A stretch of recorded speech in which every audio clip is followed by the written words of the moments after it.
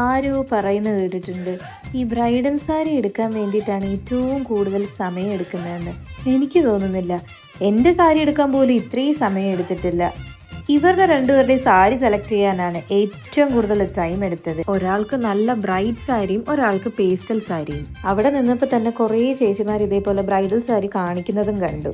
അതിനുശേഷം bright colour വേണമെന്ന് പറഞ്ഞാൽ പേസ്റ്റലിലേക്ക് നീങ്ങി.